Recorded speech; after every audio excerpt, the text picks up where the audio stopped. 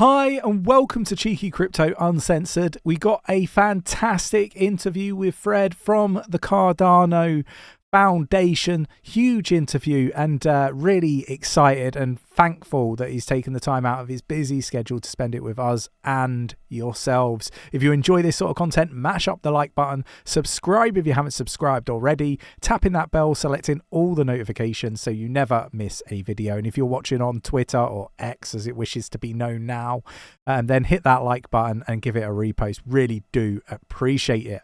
Right, let's get down to the interview. So welcome, Fred. Thanks for taking the time out of your busy schedule to spend it with us and answer some of the questions that, you know, the community had. Can we start by getting you to just talk us a little bit about yourself, how you got into blockchain and what your role is at the Cardano Foundation? Sure, and thank you for having me here. Yeah, well, I guess I'm a bit of a dreamer, right? And I want to change society because I think we can do better. And I've been sort of a journey of democratizing access to capital markets for, I don't know, close to 20 years now or something like that. And through that journey, it obviously brought me to first to Bitcoin, later to Ethereum and blockchain in more general.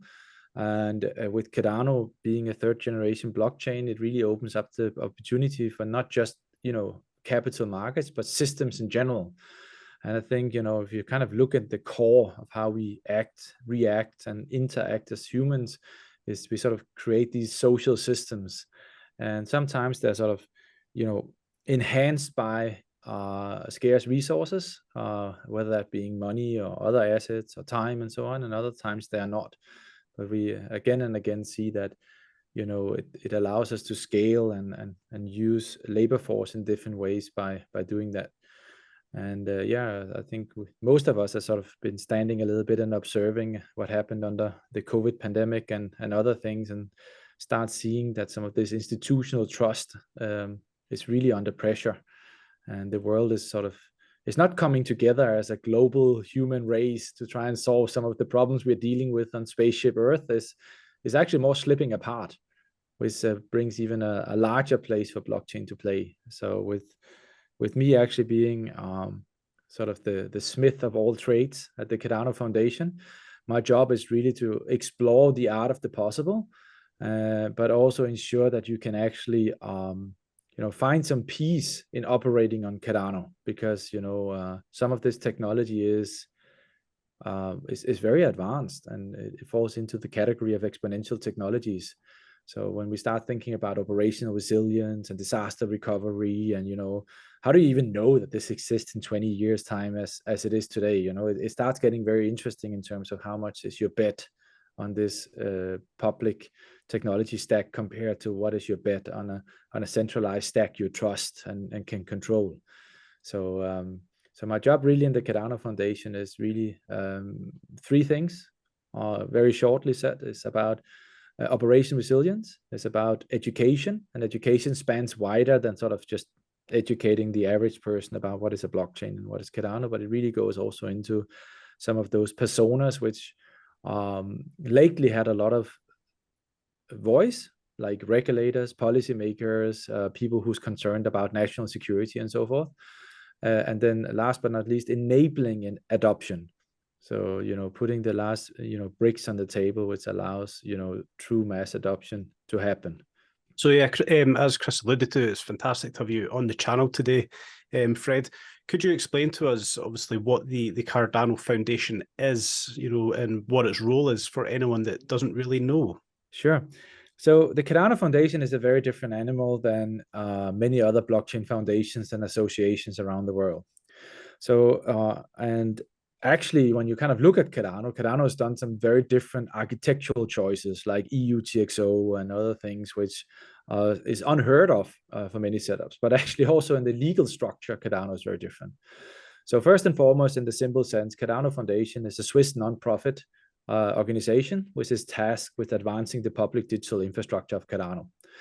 Now, what is different is that the Cardano Foundation didn't create the blockchain or didn't do sort of the initial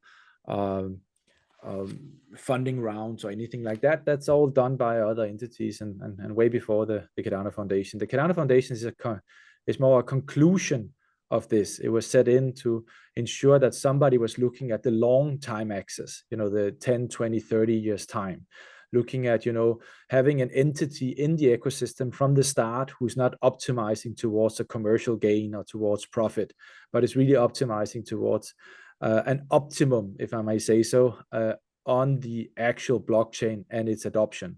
So a blockchain is sort of a quite advanced social system, actually, and many people think it's only technology, but actually the blockchain's value only has the same value as the people who choose to live and give their resources to it. And there's a lot of stakeholders which you need to be aware of.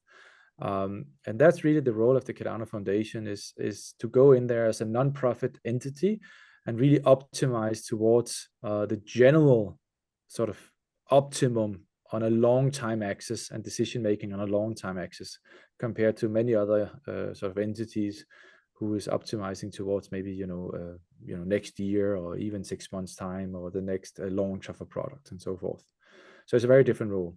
The other part is that the Cardano Foundation don't control the monetary policy, nor do we have any kind of secret keys or anything like that where we can just mint some more tokens, or we are sitting on a pile of cash where we can just sort of decide, 5 people in a room decide this project is better than the other. There Cardano again is quite different, right? So we have this beautiful concept of Catalyst, where we already have tens of thousands of people interacting on a daily basis and deciding which project should get a grant and which shouldn't get a grant. So that's already there, but our role is really different, because we don't control the monetary policy. We don't direct the building company or the building companies behind Cardano either. So we have a very, very different role than many other foundations, which allows us also to take more liability, and it allows us to take more risk in other areas, such as regulatory clarity, policy making, and those kind of things, where honestly speaking, it's very hard to do a business model on it. Yeah. Perfect. And you touched on education. How important do you think education is in the adoption of blockchain technology? And what is it that yourself and the Cardano Foundation are doing to support with this? So I think education has been misplaced and misunderstood many times, because I think there's so many great courses on YouTube and influencers who's talking about blockchain, and you can go on Udemy and you can sign up to different things. But the truth of the matter is, when you go there, what you often find is education which is based on 1st generation and 2nd generation blockchains. And that's awesome. I mean, don't get me wrong, this is amazing. This is what got blockchain rocking in the first place. But with many of those things, there is one type of identity, there is one type of asset, and there is one type of sort of, let's call it metadata and transaction types, right? And that limits your use cases. It's still very big, but it limits your use cases very often to something who's born digitally and dies digitally. Very often is that capital markets, or money, or representations of money, those kind of things. And you probably see DeFi is booming and so on. The 3rd generation blockchains, and there's quite a few out there with different sort of take on technology and incentives, they span much wider. We really go into this sort of this institutional trust gap which has been emerging. We really look at there is multiple types of governance, there's multiple types of identity, there is multiple types of asset representation. And every time I say asset representation, people are like, "Oh, Fred, you're a banker. What you mean is must be something who's measured in money." Well, you know what? Everything can be measured in money, but some things is not directly measured in money, such as intellectual property right, or such as private information, or such as your private collection or provenance of silk and other things, right? It has an indirect measurement, and it maybe has a value add to it. But when we say sort of asset representation, what we really mean is, when you think about a database, and a database can be filled with content. That's what we really are talking about here. So anything who you would normally put into some kind of a spreadsheet of a database, who has some kind of either personal value or fiscal or monetary value, can be managed, stored, transacted in a blockchain. And that opens up a lot of use cases which the first and second generation blockchains didn't offer. So we saw that and we said, you know what, how do we get universities and ambassadors and all kind of sort of people to start thinking about all these great use cases and not just the finance ones, even though the finance ones are awesome. So we set forward and said, we need to build an educational course which is free for everybody. It's in English because English is the largest language, but what's more importantly is that it's written down in words. So and why is that? Well, because then you can put it into a large language model and you can translate it into German or Nigerian or do whatever you want. The second part we said is it has to be under an open source or open source like license, because what we want to do is we actually want to provide the slides for the professors so they don't have to do the slides all the time. They can take these slides, put their own university logo on it. But we also wanted to give it to other blockchains. How great would it be that like a smaller layer one can just take our slides and what is the definitions of blockchain use cases and blockchain in general, and they don't have to invest in that, and they can actually push that out to whoever is their listeners and their community, and teach them about what's possible. Because the more people who comes on a blockchain, the better the world will get in general, because it has these beautiful things about transparency and accountability and all those things. So this is sort of a contribution for us to changing social systems, and hopefully through this, being high quality and for free, we will reach, a very large set of individuals. And it's not made specifically for software engineers. It's actually made more for what's called solution architects. So people who's like the Swiss Army knives of businesses who's going around trying to solve problems in a business in general. The other thing we saw was that many regulators are really, they're very engaged with blockchain. They're very engaged with exponential technologies because it changes the world as we know it, and it touches very wide. So they are upgrading their knowledge today, and they're normally doing that by, going on a bespoke course at a university and so forth. And, it was important for us to show the fat tail of innovation. If you build a gaming platform or you build a super cool game on a blockchain, should you be forced to go through a bank to interact with that? But probably not, right? You're not doing that today when you play Civilizations, right? So why would we do that today, even though there might be some in-game economics and stuff like that, which we also, by the way, see in many of these games. So what was important for us was not just to show the born digital dies digital, but also when we start thinking about, provenance or supply chain, and, how do you optimize the import of goods, or how do you do, diabetes medicine in sub-Saharan Africa in terms of, is it really what the content who's in there? Why would you need to go through a regulated sort of bank or something like that to interact with that? You should most likely go through a different kind of regulated entity, like a pharmacy, right? Or something like that. So showcasing that in the right aspects was very important for us. So that's actually sort of why we entered that journey of education, because we think that blockchain is very often misunderstood, not in a bad way as such, even though some parts of the world don't really like blockchain and crypto, right? But more like the definitions need to be widened, but also people need to understand the attack vectors better, because there is different incentives on different technology stacks, and based on what that is, it puts it in a different light.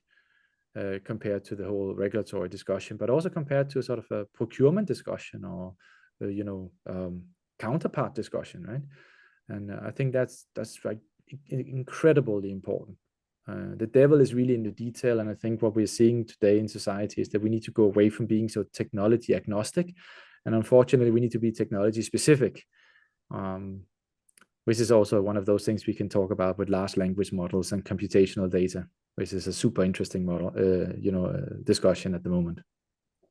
So obviously, whilst we are talking about education, can we maybe talk about some of the challenges we have with educating people about blockchain technology? Maybe some of the challenges that you've faced personally, or as Cardano Foundation has faced itself as well.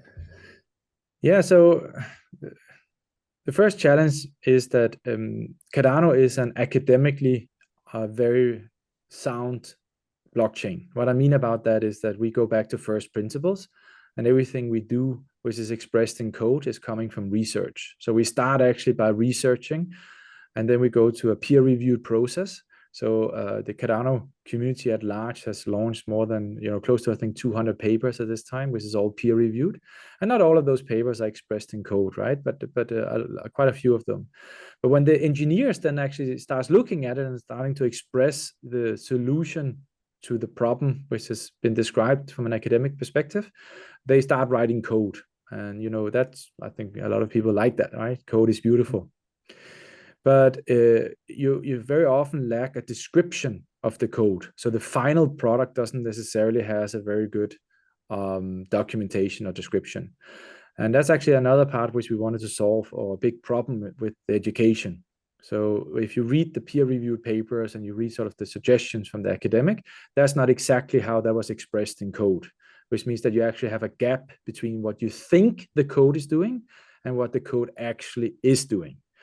So starting the journey of documentation has definitely been a challenge, but it's also a very positive challenge, because as we sort of dug into those rabbit holes, what we actually saw is extremely encouraging, but it also is very hard to explain to people.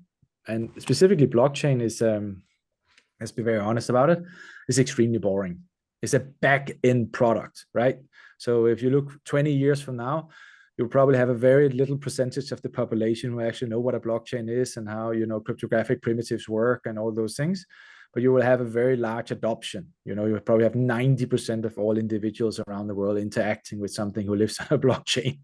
But they don't necessarily understand how the blockchain is protected or how the incentives are working and so on. Compared to what the development in AI today, right? Where suddenly you can chat with an AI and have a conversation or create a girlfriend or whatever that might be. It's a much easier value proposition for the average person to interact with a large language model than to start thinking about cryptographic primitives and a blockchain. So I think that's the other part of the challenge, is to sort of, on one hand, educate people on what's possible, but keep enough room for them to innovate, because we shouldn't solve all the problems. I mean, we are just a set of individuals working around 7-8 billion people, which we would like to improve their lives of. And they know the problems much better than we do. So how do we spread the knowledge, still make it engaging without directing the solutions, which is a very interesting problem. Yeah, and you mentioned about obviously it being free. My next question is, I guess also you touched on making sure it is engaging, but how do we make blockchain education more accessible and engaging outside of making it free? Yeah. It's a good question. So the road we went down was, as I said, is quite complicated, and it's actually taking us 1.5 years to launch what we call the Alpha program. And now we have several hundred people who's gone through the Alpha program, and they've given us a lot of valuable feedback. And we're looking at sort of in the end of the year to launch module 1 and module 2. And we have some very specific personas which we're trying to make it interesting for. And that being said, we are leaving a lot on the table, so people can build a business model, or you can take it into a university and make a pay-for model or certification model. There's a lot of room for people to build a business around that. But what we actually had to do is we actually have to start using AI. So basically, because we saw that it's just too expensive to put me into a room in front of a mic and then I do the lectures. And then 2 months later, we had a hard fork, so a code upgrade, right? And then suddenly some of those things are wrong and I have to go into the room again. So what we actually saw is that if we're really diligently working on these scripts, what we can do is we can actually get an AI to read them out, which actually is not as engaging, but close to as engaging as it was if I were doing it, right? But it also, it allows you sort of to scale better. And then the other part is then, what is the script, right? So if you go too, let's say, too high level, it doesn't move the needle at all, right? If you go too low and too much in the detail, you lose a lot of people. So finding that balance is something we constantly are going to work on with with our community, but also with the future consumers of this. But hopefully it's going to be more in a B2B content going forward, meaning that university professors and other people who's using that in their daily life will come back and they will start contributing to it. So the idea is really to make these scripts publicly available for everyone. And if they see a mistake or they see a better way to do it, or they would like to change the picture to be more, to be better, they can actually do that a little bit like we see on GitHub with code. But yeah, it's not easy, right? It certainly isn't. Yep. So we can move this on a little bit here from, the educational side of it, everything there. I think we've covered off, most educational topics we could here. If we talk a little bit about the operational resilience, how can we look to make, Cardano more resilient to some of the operational disruptions that it may face? Yeah. So one thing people don't really want to talk about, or at least don't want to talk too much about, is disaster recovery of a fully decentralized distributed network. Because that's hard. I mean, if you allow your node operators to be anonymous, right? And you don't sort of keep a track on them, and you don't have sort of a large sort of lever you can just put to restart them. What do you do, right? So I think the first thing you need to do is you need to have multiple entities start thinking about network monitoring and network health, because below any kind of blockchain, you actually have a networking stack, right? And the networking stack allows the nodes to discover each other. It allows the nodes to operate. And you have seen, sort of, without mentioning any names, there's a lot of shortcuts which leads you to a very bad place. So there's often been some people who's asked me, Fred, why don't you do an amazing partnership with a large cloud provider, and then the node operators can get free cloud for 1 year or 2 years? And I'm like, yeah, what a horrible idea. And they're like, no, because you will get all these media and newspaper articles. And I'm like, yeah, but then you get like maybe 80 or 90% of the network with one cloud provider. And as that cloud provider goes down, it doesn't matter that you have different accounts in there, you're down, right? And if you look at Cardano today, right, we've been up for more than 2,000 days straight. If you look into Google, if you look into Microsoft, you look into any of these large things you use, they have not been up for 2,000 days straight, right? If you look at many blockchains, they have not been up for that amount. And you even see situations that a blockchain says, oh, I'm decentralized and distributed, and it's all really great, but then the blockchain goes down, and then they have the ability to rewrite the Genesis block and get the blockchain running again in 5 minutes, and you'd be like, well, how did that work? I mean, there's a telltale sign there. So what we've done is we basically built up a team of site reliability engineers who basically built up a network monitoring tool. And here again, there is some problems, and you have to tell me how deep I go. I don't know your listeners that well, right? But imagine that you are an anonymous node operator, and I come to you and knock on your door and say, why don't you run this little program for me so I can see how healthy your node is? And you'll be like, oh, hold on a second, that's actually an attack vector. How do I know that code is verified and valid and all those things? So there's some trade-offs here, right? Secondly, it was important for us not just to have multiple ways, so multiple different entities who monitor the network, but we also wanted to ensure that multiple entities were looking at not just the monitoring, but also how the code base actually was working. And that allowed us also to do to explore some possibilities, some bugs, and also to send some new source code there and so on. And Cardano is one of the most decentralized in terms of operations you will find out there. We have more than 3,000 amazing stake pool operators who every day they sign blocks, and they get up in the middle of the night if they see a little bump on the road, and they start error searching and so on. But over time, as Cardano gets bigger, the responsibilities of these operators gets also more complicated, right? And therefore, what we do is we operate a node operators call, which basically means that we are encouraging people to jump on the phone with us every quarter, and we speak about the future of Cardano, the technical roadmap, network monitoring, and those kind of things, to try and encourage them to go deeper into the rabbit hole of distributed computing, which is, granted, not the largest field in the world, but a very interesting field. So we work around that. We also operate a bug bounty program, because the more eyes on the price, the better. Specifically white hacks, right? But also what it does do is also do something for our adoption, right? Because then you also encourage people who don't normally look at distributed systems to start looking at it, because, you know, there might be a bounty there, right? A very big one. You know, they might get very engaged and like what they see. So that's the start of it. And then, you know, where we're going really is that we want to get to a situation that that the operators has as many tools as possible, not just dictated by standards or software from our end, but as many tools as possible and as many incentives as possible to keep operating Cardano and ensuring that as Cardano grows, both in complexity and in usage, that they have the, you know, the tools available, the skills available, and the resources available to operate Cardano for centuries to come.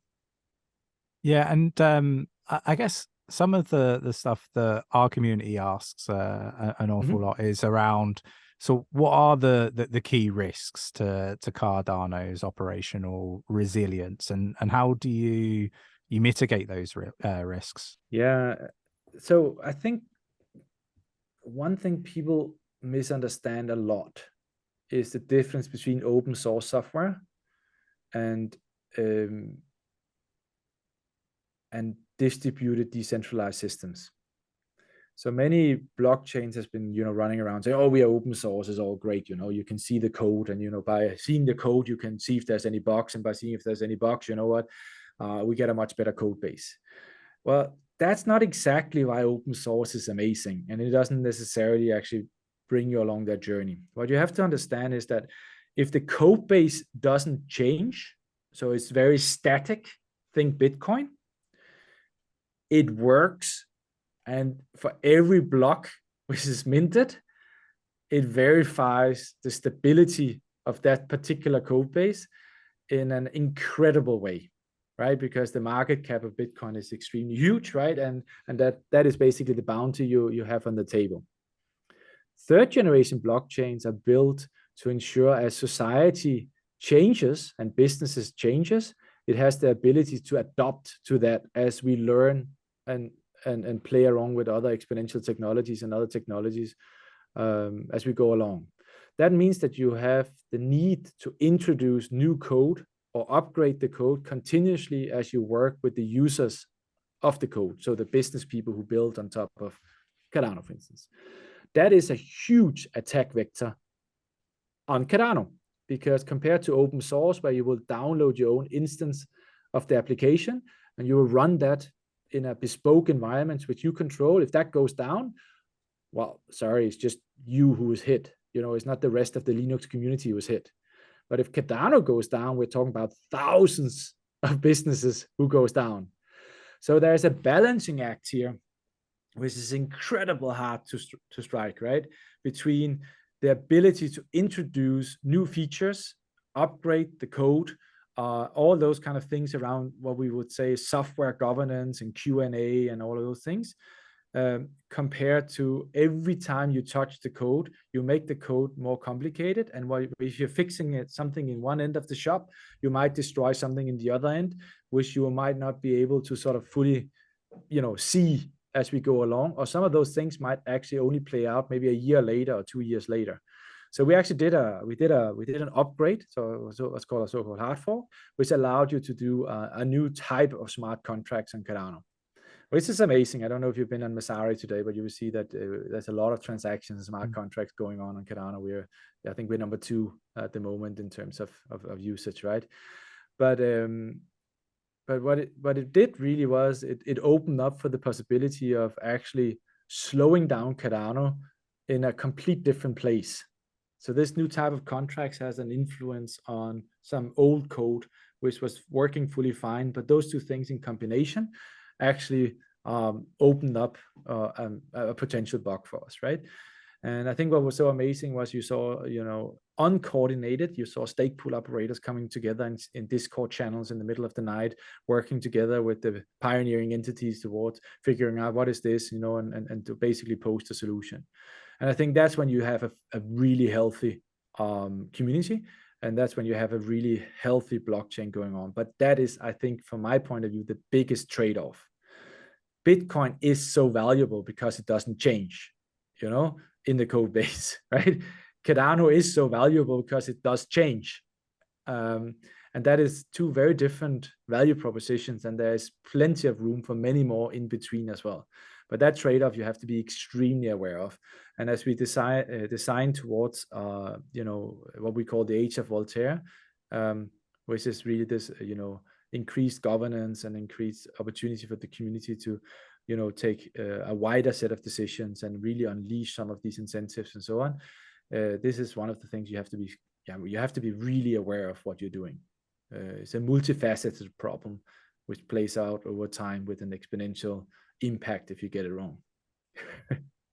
It's very exciting, actually, right? It definitely, but it is a bit technical. It definitely is. So let's move this on a little bit here. We'll talk about the adoption. We can see mass adoption coming to the space. It's fantastic to see. Would you mind talking through, some of the adoption we've seen for Cardano, for the foundation, some of the latest partnerships and the benefits they bring, to the Cardano Foundation? Sure. I think there's many ways of looking at this, right? So if you look at Cardano in the last 9 months, what you will see is the TVL is up more than 200%. You will see that even in a bear market, you see a huge amount of transactions. But more importantly, you see the diversity of transactions are still very healthy. When I speak about the diversity of transactions, I kind of look between a couple of different metrics, and I actually do that across multiple chains, even though it's not always apples and pears, right? And apples and apples. But what's important for me is that you use the blockchain for different things. So if you would be sending ADA from one person to another, or from one to many, or many to one, that's what we call a value transaction. If you would assign an identity to that transaction, so you will assign maybe a digital identifier or some metadata talking about what it is, or those kind of things, we track that differently, right? And we can see that people are using the blockchain for something who has a higher purpose. And many sort of banks and brokers don't allow you to do that, which is a little bit silly, because you could actually, prove to also AML and other things that, there's a fantastic use case here, right? I think the SWIFT system much better, right? And the next thing is you can do an NFT, or you can do what you call a policy or a native asset. So with Cardano, you actually don't need to have a smart contract to issue an asset, right? You can do that as a native asset, which is a fantastic thing. So, and here we actually see that more than 50% of the activity which goes on Cardano has nothing to do with what we call a value transaction, but it's actually people using Cardano for something relevant. And this is what we are very excited about. So a couple of those partnerships which you can measure on chain, which I think is important, that you can go in on a blockchain explorer and find this business representation, not just see you moved money from A to B, right? One of them is merchandise. So merchandise is a company who do merchandise, as you can probably see, right? And what they basically did is, or what we did together with them using a set of Python libraries, was to give reassurance and confidence to customers that they're buying a genuine product. And we did that by basically a radio beacon. So imagine that you buy a baseball cap and you have one of these holographic stickers on it to show that this is good, right? Well, if you put a radio beacon into the hat or into the jacket or whatever that might be, what you're getting is the opportunity now for putting that jacket on the blockchain. So you're proving provenance and a verified credential, but you're now also opening up the opportunity for a much better physical experience. Imagine you're walking into a stadium, and because you're wearing the bumper jacket, you have access directly to the lounge because you're VIP. You don't need an extra ticket, which can be falsified and all of that, right? You can just walk straight in there and get your VIP experience, or the drone picks you up as it flies in there and takes that specific picture of you while you're kissing your wife, right? Because you paid an extra $5 and so on. So it opens up for a complete new experience that you can not only do sort of the reassurance and the confidence that is buying a genuine product, but you can now also play with it because of the other technology, which in this case is NFC chips. Now you can also take that into Web3, right? Because if you then have a really nice outfit, which is original Marvels or something like that, you can then put that directly into a computer game and verify that through the blockchain. So now you suddenly have an ability through this other technology to spread out to complete different client experiences than what you had before. Then in Georgia, we are continuing our collaboration with the country of Georgia, specifically in the agricultural business. And what we're trying to get to there is we want to have about 100,000 wine bottles from different wineries on the blockchain, by end of the year. And that's basically is about giving them a scalable platform that is cost effective for winemakers and guarantees the authenticity and the genuine Georgian produced wine. So what's unique about this is that, again, we are working with an adjacent technology because wine is physical, right? And I picked some physical examples on purpose, right? I'm assuming that you will put me back into some NFTs in a minute, but what is beautiful about this is that we will then have the agricultural ministry using what's called a digital identifier or so-called verified credential to sign off that not just the batch of wine, but that particular bottle has been through the export quality controls, which is over 30 different controls they do to ensure the quality of Georgian export wine. They're very proud of their wine. Plus, it also gives the people who produce the wine an ERP platform where they can track where does the wine end, and where does it sell well, and they give them a new way to interact with some of those people who's buying the wine. And we see that let's say people get very interested in understanding the footprint in a world where it's very hard to verify the goods you buy online. And as you can imagine, Georgian don't have the same footprint in the supply, in the distribution chain as, for instance, an Italian winery. So it also, for the country of Georgia, allows them to export the brand of Georgia to places where they normally can't go without, $1 million investments in branding and marketing. And then last but not least, we've done a partnership with the United Nations Humanitarian Crisis Organization for Switzerland, which is about taking an innovative approach to the use of blockchain for philanthropy, allowing donors to pledge continuous support rather than to make one-off donations. So many sort of companies that would be doing a one-off donation to their preferred partner, right? And then they will do something with the money. What we wanted to do is we wanted to bring blockchain into the heart of United Nations. We wanted to create an opportunity for United Nations really to touch this beautiful technology and start playing around with that. So what they actually done is that they actually operated a stake pool. Through that stake pool, they have a new way to actually interact with the donors. So that basically changes sort of the treasury strategy. It changes their ability to understand blockchain, but also how to protect the blockchain, which is what a stake pool really is about. But they also start looking at, different NFT drops associated to that. What does it mean to work with artists, which they've done before, but now over a blockchain ecosystem, to work with some of our, community members around these art projects. So, but it also allows them to promote blockchain education across United Nations in a new way, and encourage them to start thinking about, different ways of applying it in their operating model also internally. And I think that's really the future for sort of very large organizations, which is very dependent on the brand, is to continuously evolve about how you verify that you do what you say you do, how you keep building on your brand, but also giving more choice to the donors about direction of the donations and what they care about and so forth. So I think that's an amazing thing. And I really, I would highly encourage you to go on a blockchain explorer and find one, if not all three of those projects, and start looking at the code and start looking about those things. Because for me, it's verifiable is much better than private in many of these cases, and it might inspire you to build something even greater.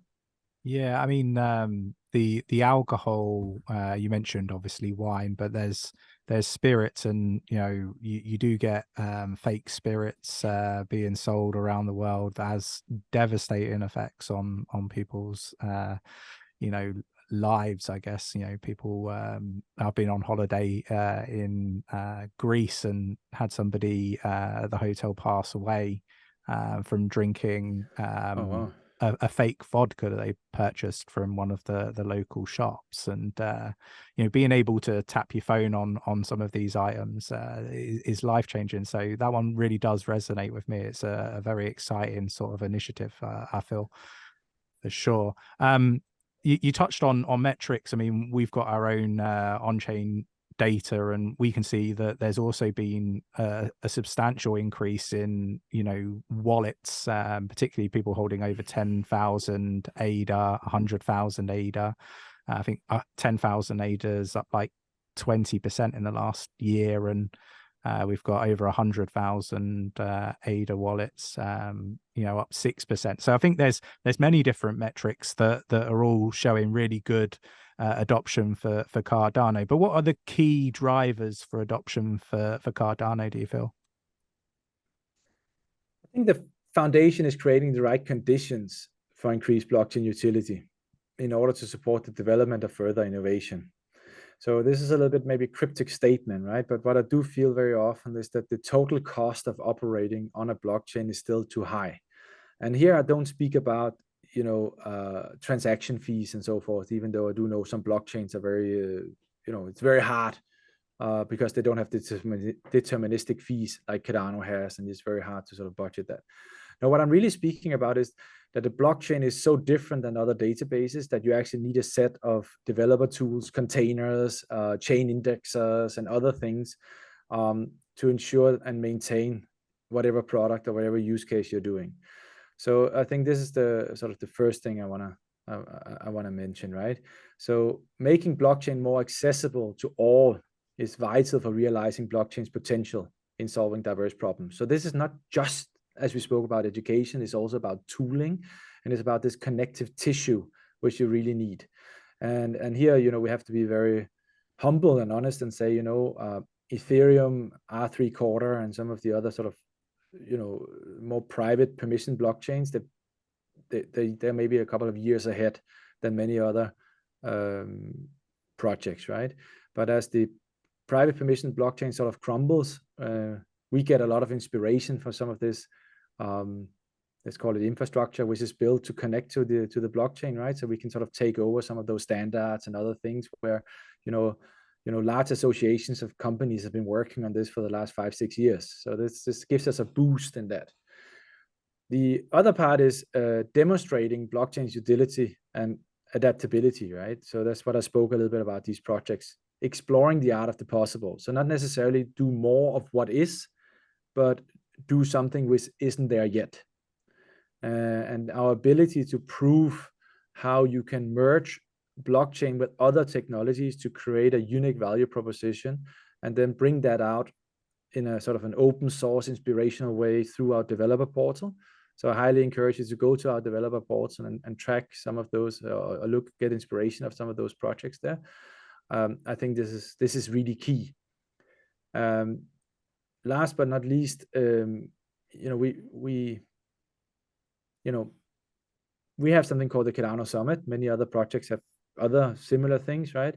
But I think if, coming together physically, meeting engineers, or meeting business people, meeting people from the infrastructure and so on, going in and whiteboarding this out, it's amazing what the human brain can do when we come physically together. Very often we hide, like we do today, behind these screens, and it's great, it sort of gets us half the way, but it does not get us as close to us, actually meeting in a room. So enjoying sort of these community events physically, and also the summits. We have one in Dubai coming up in November, where between 1,500 and 2,000 innovators, business people, engineers, back-end people, front-end, and so on, as meeting to do deal making, to raise capital, to try and promote their projects, do solutions. We have people who's not on a blockchain coming because they want to explore blockchain. We have blockchain avocados who's basically just everything they do is blockchain. Out of those kind of epicenters comes innovation, and I think that's definitely something we need to be very much aware of here in a digital age, coming into winter season and potentially, I don't know, another lockdown or something like that. So you've led me on for a fantastic segue here. We're talking about obviously making Cardano more appealing. The Cardano Summit is really good for peer-to-peer engagement, talking about blockchain, everything that's going on with Cardano. Is there anything else you guys are working on to obviously make Cardano more appealing to businesses, to governments, and so forth? There is actually. We just launched out of the Cardano Foundation an Explorer. And now you say, oh, there's a lot of Explorers out there. Why would you even bother to launch an Explorer? One of the things we do in the Cardano Foundation is we interact a lot with policymakers, regulators, auditors, and other, let's say, maybe not that interesting sets of people, but this is the people who basically tick the boxes. And one thing we've seen is that it's very hard to prove that you are who you say you are. In blockchain, we always say trust, but verify. But how do you verify that, for instance, with Cardano, we have liquid non-custodial staking. How do you as a regulator verify that Cardano has liquid non-custodial staking when the largest proof of stake blockchain in the world doesn't have that, right? So they have slashing, they have login periods and other things. So is that, you create some slides? Do you force them to hire a computer engineer who basically sits and explains the code? And they have to maybe spend a year or 2 years to go through, in our case, the Haskell. Now, what you do is you build an explorer with a persona user group being the aforementioned people, and you give them a visual experience of the staking lifecycle, exactly how that works, which is clickable and verifiable down to code. Another thing which many is very interested in is who actually decides on a blockchain, who controls the blockchain. And here, there's different layers of obfuscation and, of goodwill and badwill, sometimes. So what we've done in the Explorer is we really paid a lot of attention to what we call governance events. So we're basically showcasing all the governance events and who actually signed off on those since the inception of the Cardano blockchain. So by working on showing some of this, let's call it business logic for Cardano, which obviously also has some extended usage to it, right? And it's very important to understand. What it will allow us to do is also then move to the next level, which is of course projects. So if you are a stablecoin project based in the UK, right, and you need an FCA approval, we, by the way, introduced this to the FCA, and the FCA was amazingly happy about this Explorer, and they gave us some feedback around what they would like to see in the first edition and also the second edition, right? But if you are, let's say, you're a stablecoin project based in the UK, right, you would actually need to get the attention of the FCA, right? Because what you normally would do is you fill in a lot of papers and then you will sit back and you will hope that the positive response come back, right? But how does the FCA actually verify that you do what you say you do on the blockchain? And here is what we are going to use the Cardano Foundation's Explorer for, right? So by us getting that understanding and being able to, do some flow charts and some other things, the hope is that we will get a larger or quicker turnaround and remove some of this insecurity for the people who sometimes need to supervise because that's their role, and sometimes need to protect consumers because that's their role, or needs to understand incentive mechanisms on these very difficult systems, right? So we launched this in a beta version, and feel free to share the link in your show. But we're super interested in specifically you paying attention to some of these newer features which we haven't seen in other explorers around the world.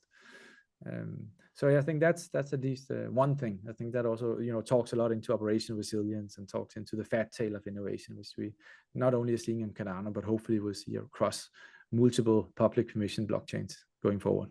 Yeah, it sounds amazing, and I'm sure the FCA and other regulators will be stoked to be able to see that and have that level of detail at their fingertips for sure.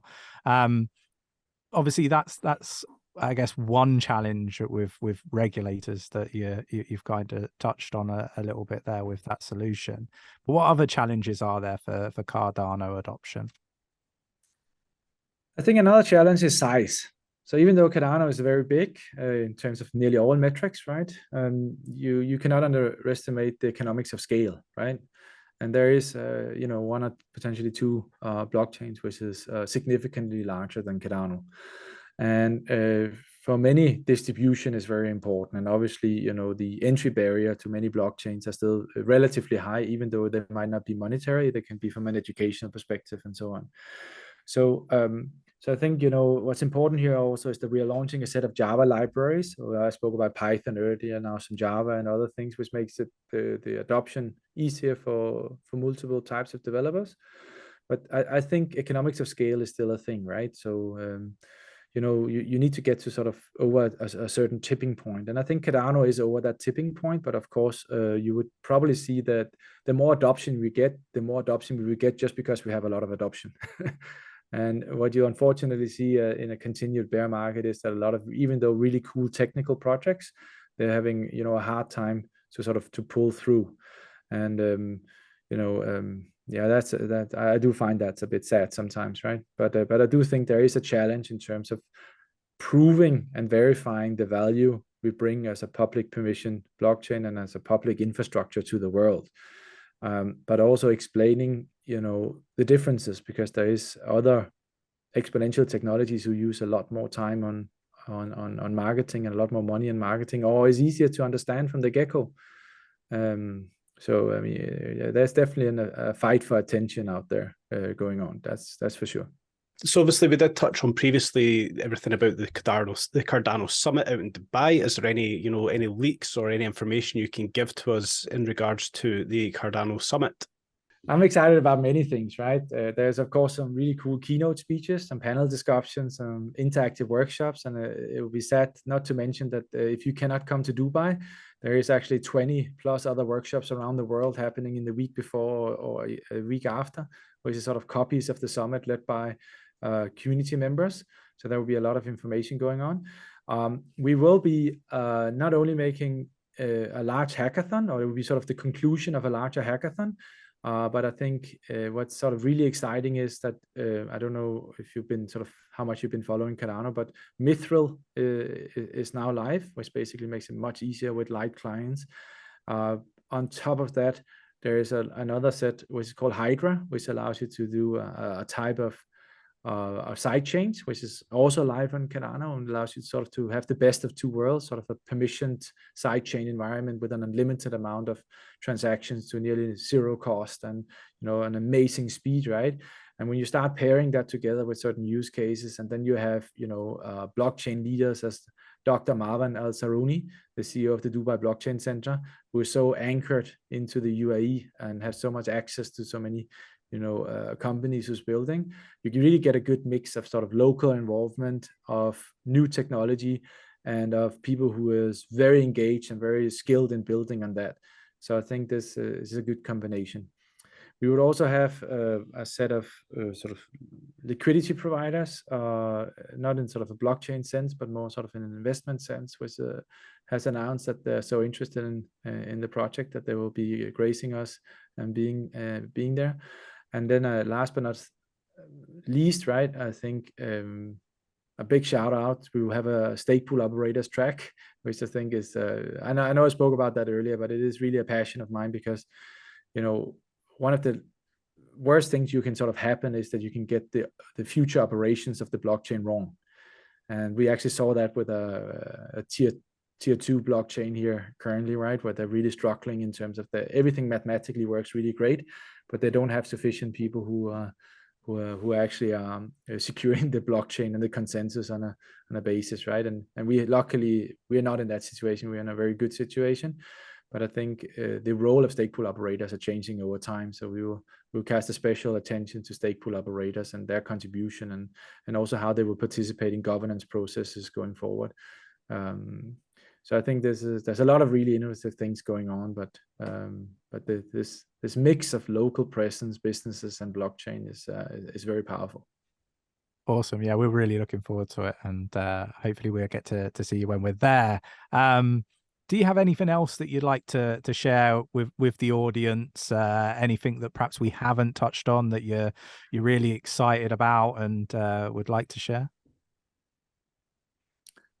Well, I am very excited about what we call the age of Voltaire and CIP 1694, right, which is a huge governance transformation on Cardano, but most likely the largest you've ever seen in the world in the last maybe 50 years or something like that.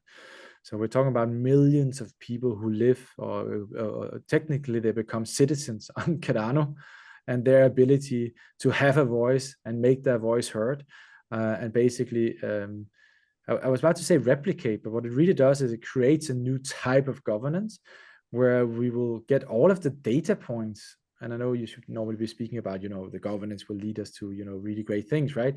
But what I'm also excited about is you will get all these data points live playing out on the blockchain as this moves on, right? And I think that's going to inspire many types of democracies and governance around the world, from nation states to companies to city states, to really reevaluate how their current governance is and how they can be sort of changed or impacted by blockchain-based systems. because that will probably allow you to get, you know, more transparent decisions, more accountability behind the decisions, better incentive models for politicians, liquid democracy. And, you know, if you get all of that into the equation, you will get different leaders, you will get different decisions, and most likely, hopefully, we can come together much better as a system of people and take better decisions about how we live, breathe, and interact on this beautiful place we call Earth. That's fantastic. And I'd like to just say a big thank you for taking the time out of your busy schedule to spend it with us and our audience. So I really do appreciate that. Well, likewise, and thank you for inviting me. Looking forward to seeing you again, and hopefully we can have a really good chat again soon, either here or live in Dubai. That sounds fantastic.